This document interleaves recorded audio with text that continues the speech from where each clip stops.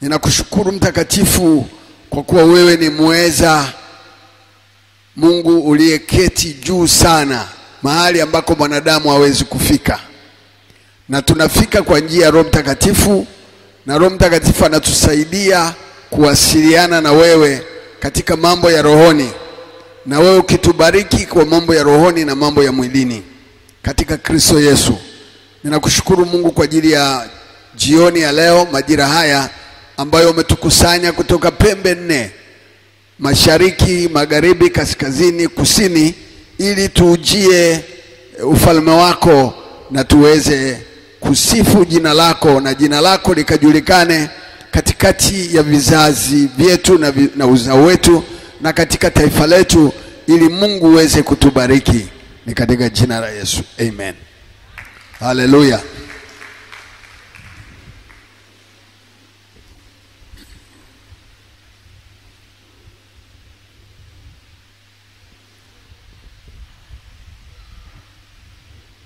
Huu ni mwezi wa nini?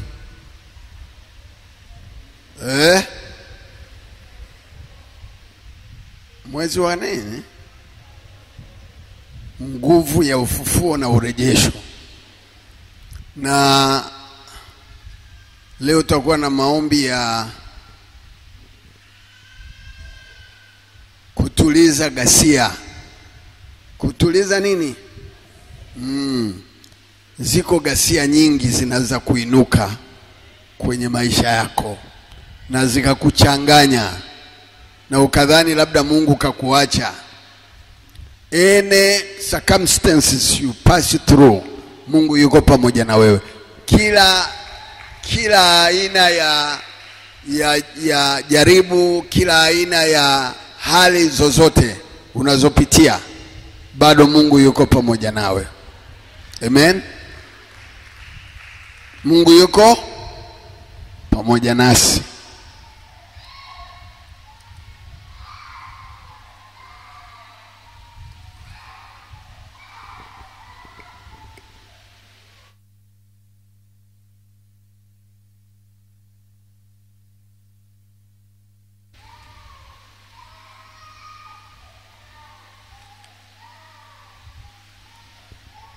Simnyonyeshe.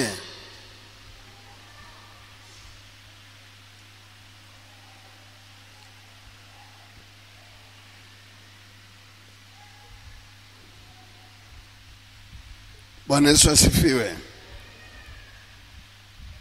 Kuna habari njema ambazo tunaweza kuzipata kwenye kitabu cha Injili ya Mathayo sura ya 9.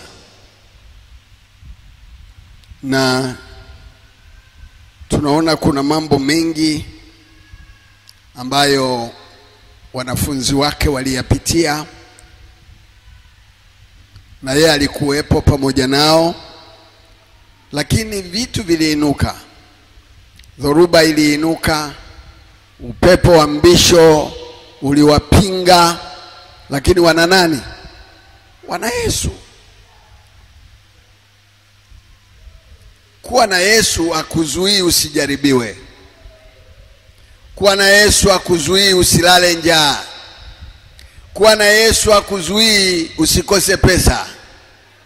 Kuwa na Yesu akuzuii usiumwe wala usiugue. Pamoja na ahadi kwamba huzuni na kuugua vitawakimbia.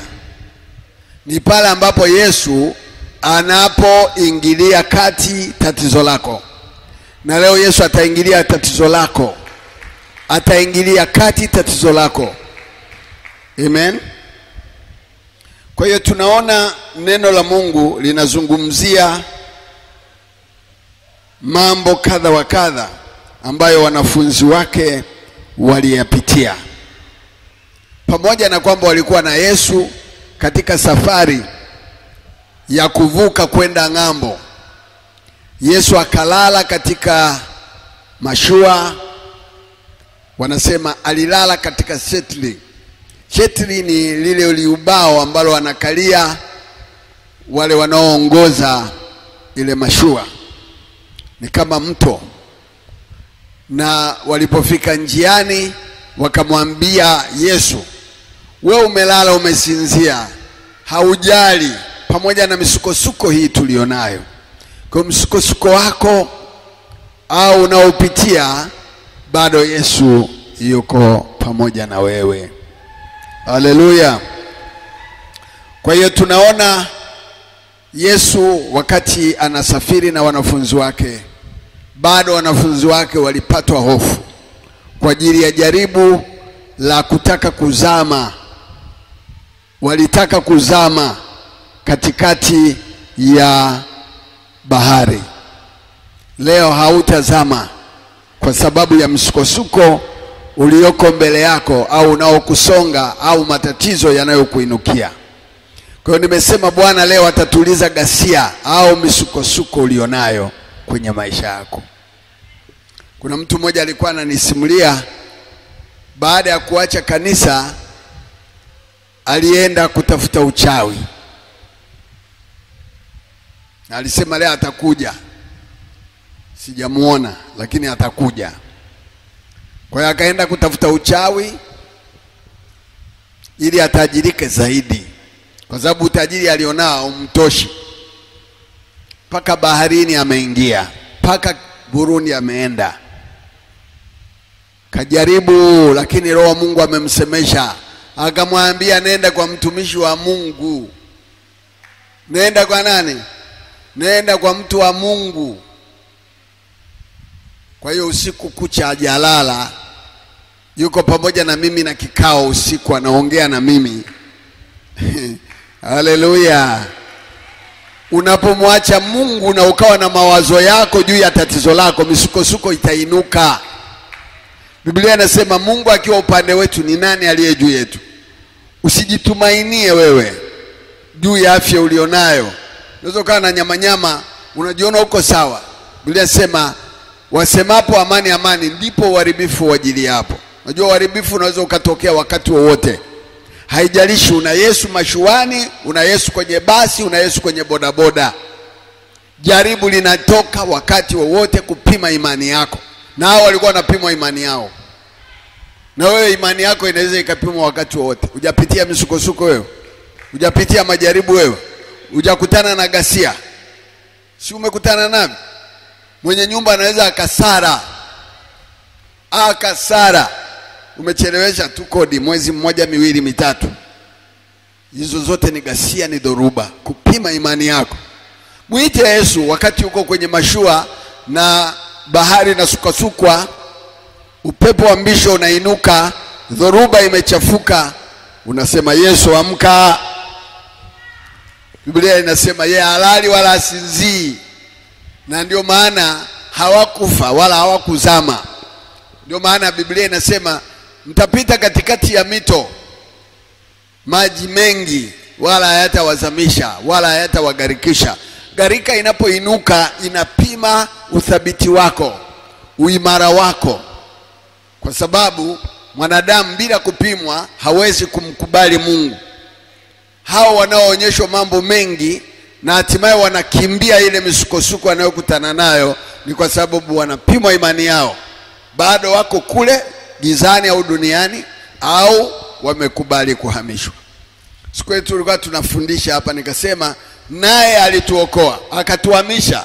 Watu wengi hawataki kuhama, wanaishia kuokolewa. Lazima ukubali kuokoka na pia ukubali kuhamishwa. Unapohamishwa unawekwa mahali salama, mahali ambako Mungu atakukuta. Mtafanya kikao, mtakuwa na muda wa maongezi. Maana yake umekubali kuhama, amekuingiza kwenye ufalme wake, amekuingiza kwenye himaya yake. Kwa hiyo sio rahisi adui akakukuta kwenye himaya ya Mungu au ya ufalme wa Mungu. Ukiwa nje utasukwa, utakutana na misukosuko, utakutana na ghasia. Leo ghasia zitakoma, leo misukosuko itakoma. Tutalitia jina la Yesu hata kama kuna jambo gani limeinuka kwenye maisha yako.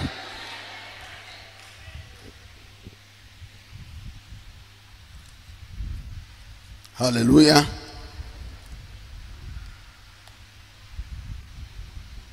Katika kitabu cha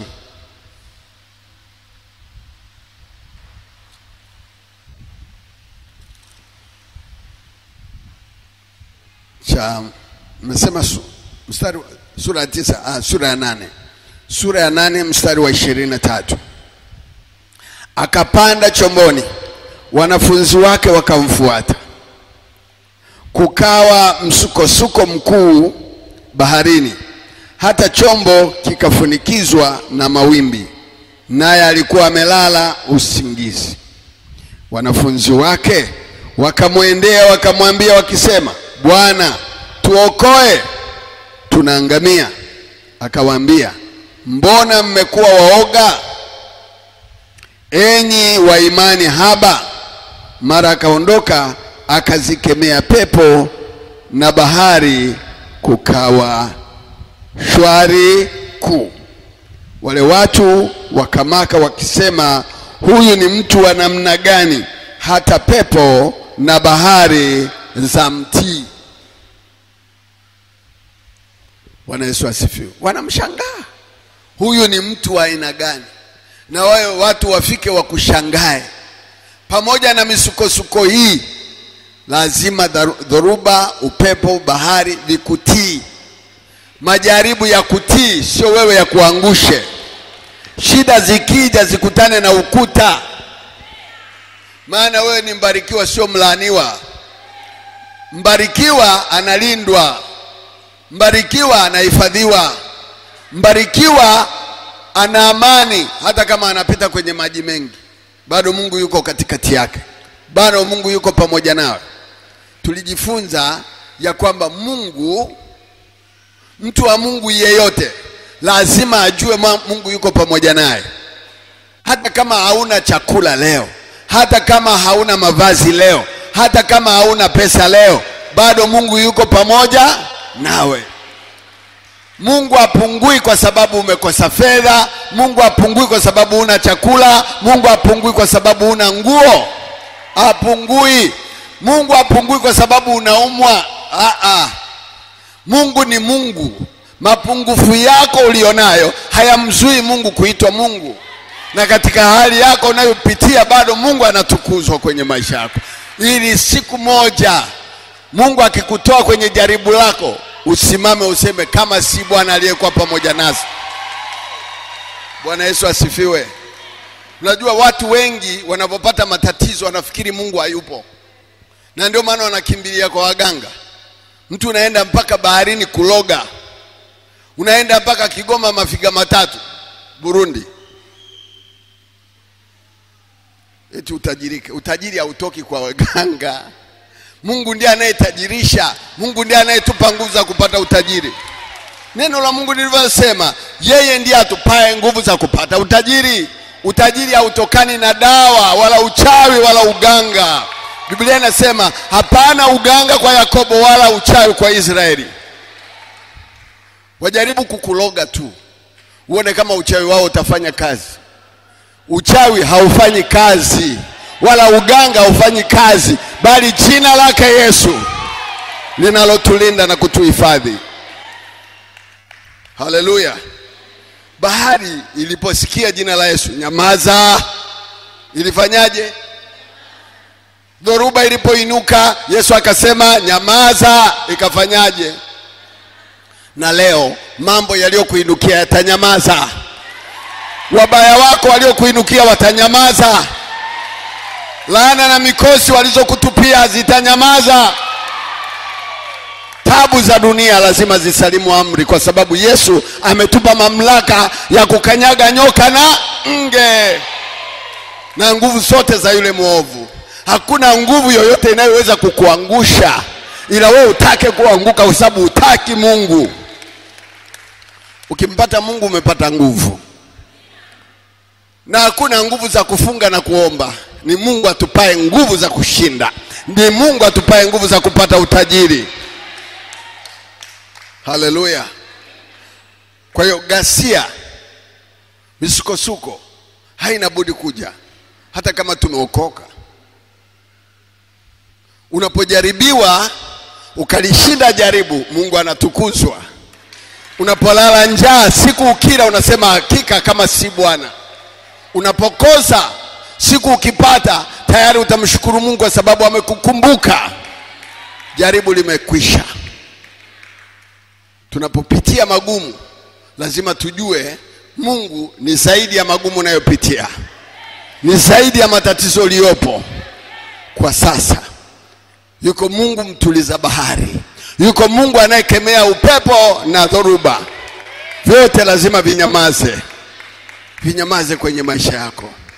Wakati mwingine unakosa usingizi, ni misukosuko. Kwa nini ukose usingizi? Kwa nini ukose amani? Yesu anasema nitakuinulia uso wangu ili nikupe amani. Mwambie Mungu akuinulie uso wake upate amani. Kama kuna kitu kimeiba amani yako, mpe Yesu nafasi ili achukue hiyo misukosuko, hiyo dhoruba, hizo taabu zako, hayo majaribu yako, akupe amani. Amani ni muhimu kuliko vitu vingine. Ukiwa na amani hata magonjwa hayawezi kuja. Unapopata hofu na misukosuko ndani yako, ukatikiswa na ukakubali kutikiswa au kutingishwa, tayari magonjwa yanaingia kwenye moyo wako na hatimaye unakufa. Usikubali kufa kizembe. Usikubali kufa kizembe. Piga kelele, litie jina la Yesu. Litie jina la Yesu. Litie jina la Yesu. Ukimwamsha Yesu, ukamkumbusha kwamba ninaangamia, Yesu yuko tayari. Anasema, enyi waoga, enyi wenye imani haba. Kwa nini mnakuwa waoga? Kwa nini mna imani haba? Mimi niko katikati yenu, shujaa mwepesi, awezaye kuponya na kuokoa. Bado mnasema tuangamia. Hautaangamia kwa sababu ya dhoruba. Hautaangamia kwa sababu ya misukosuko.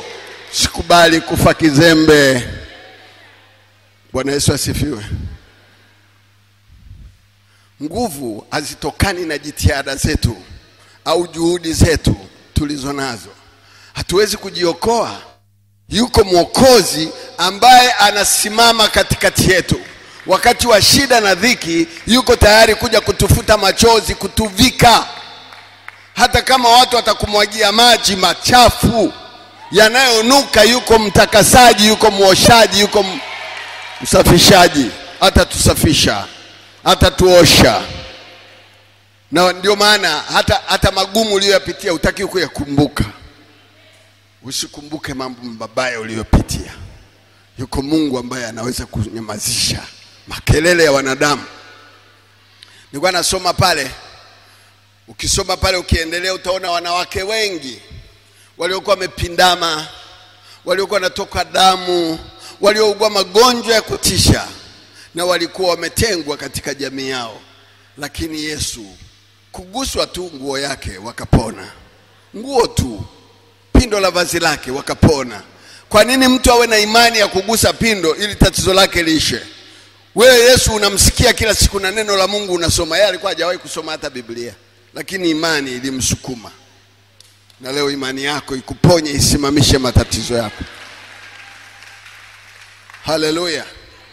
Nilikuwa nasoma kitabu cha Zaburi sura ya 2, anasema mataifa wanafanya ghasia.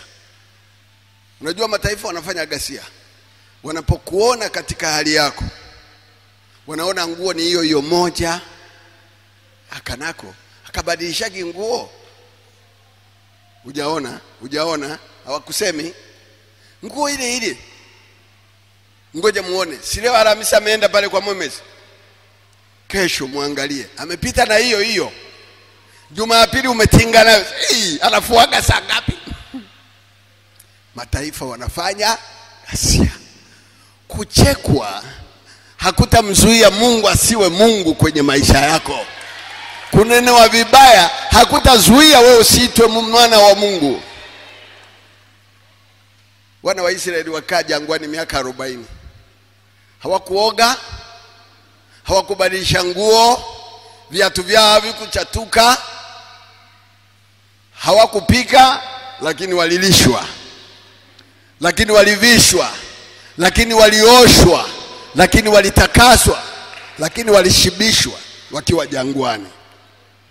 Sisi Yesu alishakuja duniani, damu yake ilimwagika juu ya nchi, ikanena mema kwa ajili yako. Bado wewe unaishi kama watu wasiokuwa na imani. Hawana imani. Wasio na imani ndio wanakimbia. kutafuta msaada kwa wanadamu, kutafuta msaada kwa waganga, kutafuta uchawi ili watajirike. Utajiri hautokani na uchawi. Utajiri unatoka kwa Mungu. Ukisoma kitabu cha Kumbukumbu la Torati sura ya 8 mstari wa 6, anasema mimi ndimi nikupaye nguvu za kupata utajiri. Mimi ndiye Bwana Mungu wako nikuponyaye. Ile Kumbukumbu la Torati 15 anasema mimi ndiye nikuponyaye, naitwa Jehova Rafa. Mwanadamu haponywi kwa dawa, wala waganga hawana uwezo wa kuponya, bali Mungu ndio mponyaji. Kwa kama ni msukosuko wa magonjwa umeinuka, yuko mtuliza ghasia. Yuko anayeweza kuliambia bahari yako nyamaza. Yuko ambaye anaweza kuambia dhoruba yako nyamaza. Yuko ambaye anaweza kuambia upepo wako nyamaza. Hauwezi kuzama wala kuzamishwa. Unapopita kwenye maji mengi hayakugarikishi, kwa sababu yuko shahidi mwepesi aliye katikati yako. Na mito ya maji iliyo na kina na kasi haiwezi kukuzamisha. Ni kweli tuna mambo mengi, tuna mahitaji mengi, lakini mahitaji hayatufanye tusimpende Mungu. Mpende Mungu hata ukijaribiwa. Mpende Mungu hata ukilala njaa. Mpende Mungu hata kama ukikosa. Yuko Mungu katikati yetu. Kwa hiyo atanyamazisha misukosuko yako. Ghasia zako zitanyamaza. Dhoruba yako itanyamaza. Makelele ya wanadamu wanaofanya ghasia juu ya kukusema vibaya kwa sababu ya hali yako na uchache wako. Bwana Yesu asifiwe. Hivi wote tunaishi kwa sababu tuna pesa? Wote tunaishi kwa sababu tuna mali? Ni Mungu tu anasema mwanadamu hataishi kwa mkate tu, bali kwa kila neno. Ni kweli nafundisha ujasiriamali, biashara, kazi na hamasisha, lakini sivyo vinavyokufanya uishi. Sivyo. Ila tunawajibika kufanya. Kwa sababu lazima tuweke alama ya Mungu anayetubariki kwa sababu tunapofanya kazi. Haleluya. Haleluya. Hebu mpende Yesu huyo ambaye anatuliza msukosuko, ghasia. Pende sana Mungu. Mjue sana Mungu ili uwe na amani. Amani haiwezi kuja kama hauna Mungu. Huwezi kuwa nayo kisa una pesa. Huyu aliyekuwa anakimbia kwenda huko mpaka baharini, anazo pesa. Sio kwamba hana. Ana mke mzuri na amejenga na kanisa la kwake, lakini bado aliacha kanisa la kwake kwa sababu hakuna madhabahu inayompa majibu. Anaishi kwenye kuambiwa maneno. Unaambiwa hivi, na maneno ya kuambiwa na za kwako tia, weka akili. Sio unaambiwa vitu tu kama yule alikuwa anahubiri eti watu wasile chakula washinde njaa mapepo yatoke. Wewe yaani huyo mtu tampiga kichwa mimi. Wewe pepo lini anakula chakula? Jamani, wachungaji wamefilisika eti. Wamefilisika eti. Huko sikufilisika. Kweli kabisa. Mimi na manga na pepo ananikimbia. Na wewe kula pepo wakimbie. Kwani pepo anatolewa kwa sababu ya kufunga? Pepo anatolewa kwa mamlaka ya jina la Yesu. Ina maana watu sasa waache tumia jina la Yesu washinde, wanalala njaa, wanashinda njaa. Tumia mamlaka ulionayo ili upepo ukutii, bahari ikutii, dhoruba ikutii. Na bahari lazima inyamaze. Bahari ni watu. Bahari ni nini? Ni watu. Ukitaka kupotea, wewe jiingize kwa watu. Ukitaka kuishiwa, jiingize kwa watu. Ukitaka kuzama, jiingize kwa watu. Sema mipango yako, sema malengo yako, ingiza kwa watu. Waambie watu, jamani nataka kujenga nyumba. Sema na wewe unajengaje nyumba wakati tuko nyumba ya kupanga? Bwana Yesu asifiwe. Bahari ni watu. Bahari ni nini? Kwa sababu mtu ana kichaka moyoni mwake kilichoficha vitu vyake, kilichoficha matatizo yake, kilichoficha shida yake. ndani ya moyo wa mtu. Ukimwambia, anaamsha kile kichaka kilichojaa nyoka na mamba na kenge. Kwani unafikiri watu wanauawa na watu wenzao? Wanauawa na wanadamu wenzao. Mtu hafi tu, lakini mwanadamu alihusika kunyosha mkono juu ya mtu. Ndio waliobeba ghasia, ndio wanaoinuka dhoruba. Hujawahi kuona machafuko mtaani? Wanakusonga mtu mmoja tu, wote wanakusema. Ukijenga kanyumba, wote wanakusema vibaya. Ukipendwa na mume wako, wote wanakusema vibaya.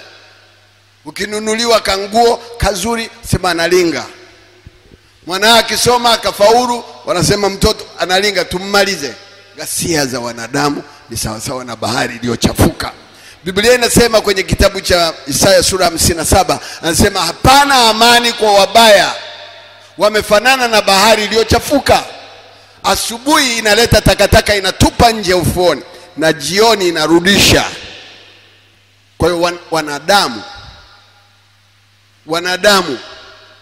wabaya ni sawa sawa na bahari iliyochafuka. Usikubali kujiingiza kwa watu, jiingize miguu miwili kwa Yesu. Wanadamu wana roho mbaya. Wana nini? Ukitaka kuonyesha wema kwa wote, katikati ya hao nao watendea wema watageuka kuwa mwiba kukudhuru wewe. Lakini kwa sababu tunalo jina la Yesu, ya kunyamazisha, ya kukemea bahari, upepo. Bwana Yesu asifiwe. Unatoa kidogo kidogo, hii ndio imebaki, uitumie vizuri, sawa lakini ajue unazo kila siku. Bwana Yesu asifiwe. Na sisi tunajaribiwa wa baba jamani kwenye hela. Alafu nyie sijui mlionamo nini humu kwenye hela, kwenye mifuko yetu. Sisi wanaume tuna majaribu sana ya kuombwa hela. Ukiamka pesa, ukilala pesa, ukiwa hospitali umetundikiwa diripu unadaiwa pesa. Jamani, niko hospitali naumwa, sasa tule nini? Si majaribu haya jamani? Mtuombee sana wa baba, sawa eti? Mnatuombea, mtuombee. Haleluya.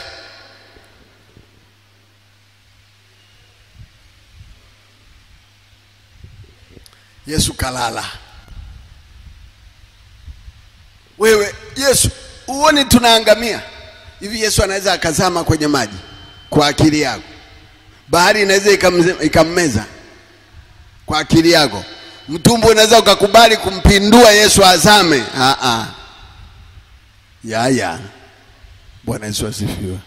Leo, sema leo, misukosuko, ghasia, hatari, bahari, dhoruba lazima zitii. Ndio maana walishangaa wakasema, hata pepo, hata bahari zinamtii nani? Yesu aliyeumba mbingu na nchi na bahari, na upepo aliumba yeye.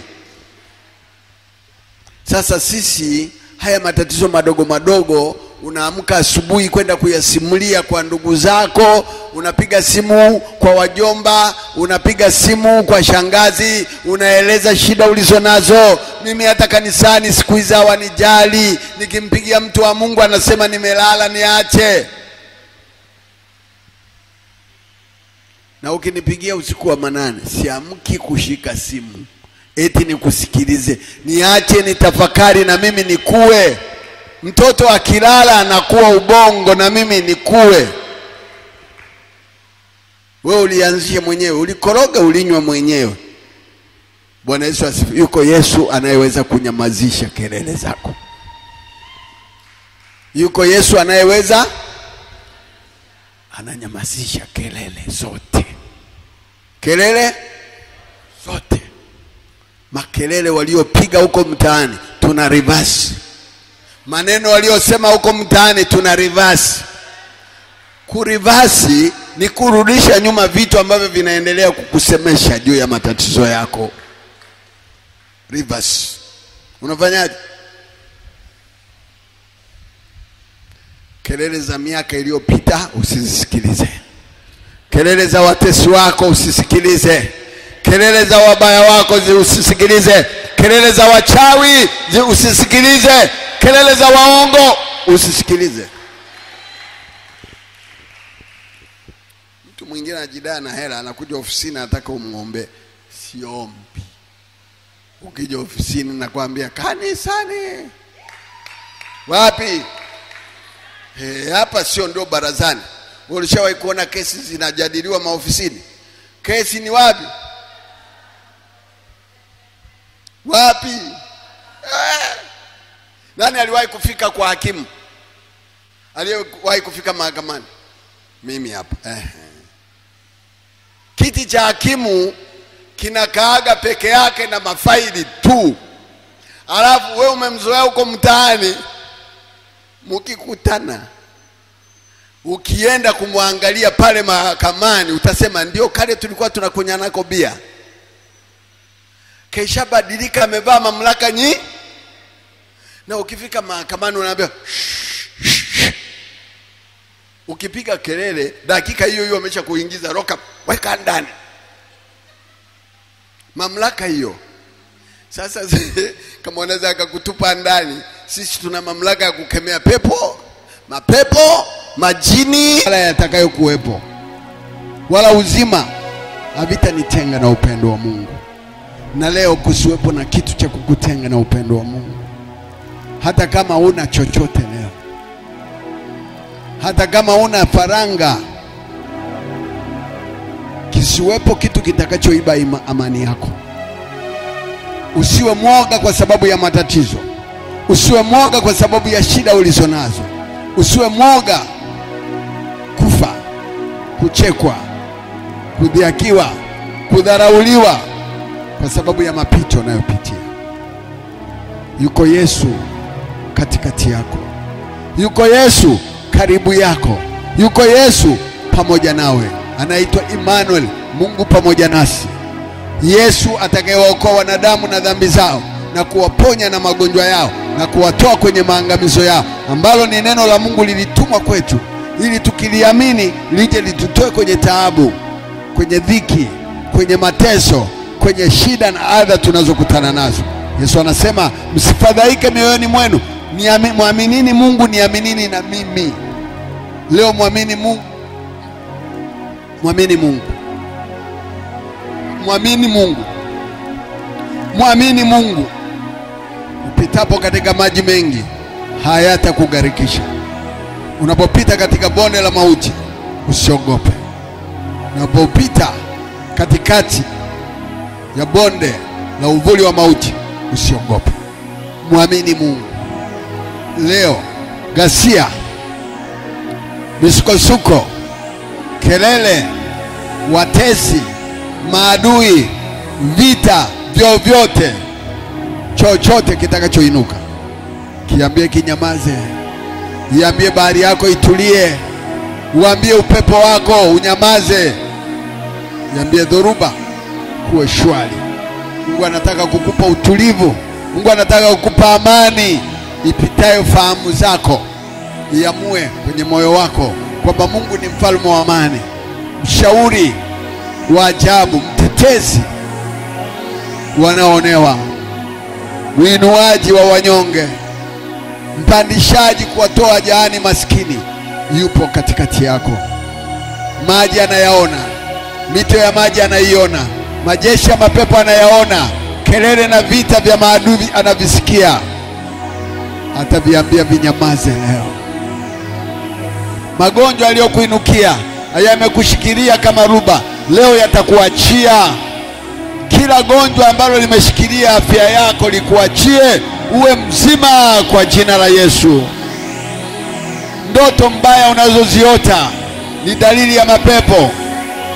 Kila aina ya ugonjwa unaosababishwa na ndoto chafu unazoziota, usiku naumwa vichomi, vichomi vikuachie kwa jina la Yesu.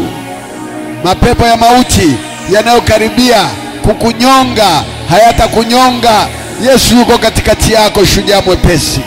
awezaye kukemea pepo, awezaye kukemea majini, awezaye kukemea magonjwa, awezaye kuhamisha milima mbele yako. Leo naiambia magonjwa ya kuachie kwa jina la Yesu.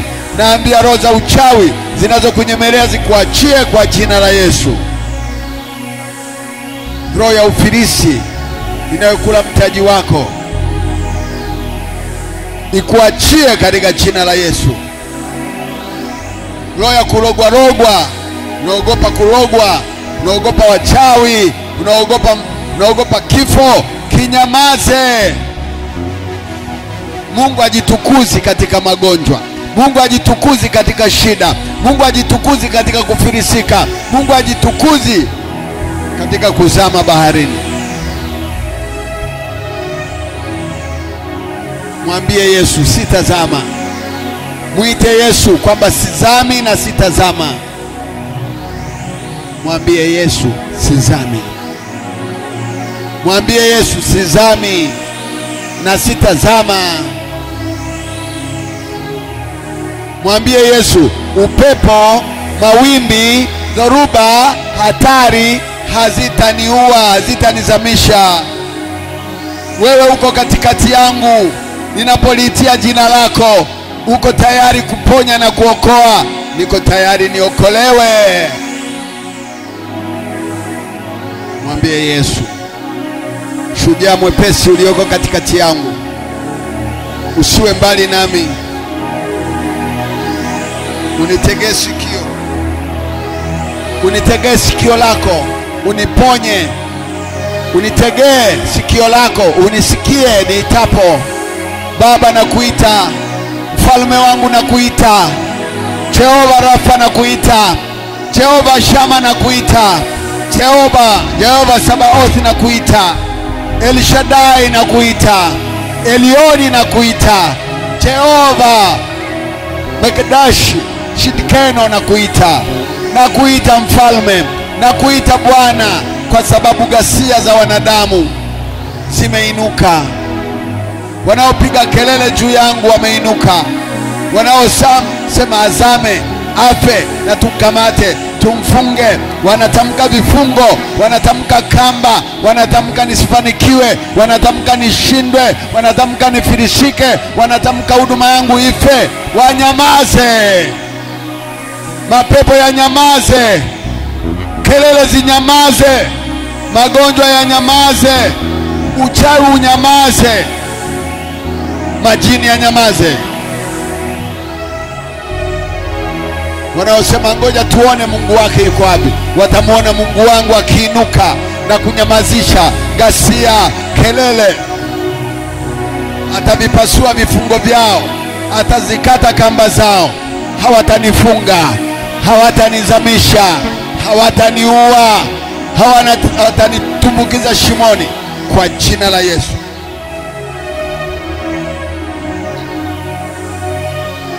Na tuvipasue vifungo vyao na kuzitupa mbali nasi kamba zao. Yeye aketie mbinguni atawacheka. Leo Bwana anawacheka. Leo Bwana anawafanyia dhihaka.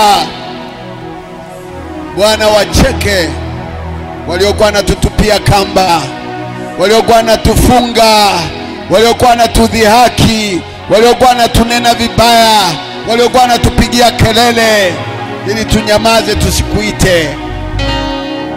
Bwana anacheka. Bwana anawafanyia dhihaka. Bwana wacheke waliokuwa wanatusimanga. Bwana anacheka. Bwana anawafanyia dhihaka.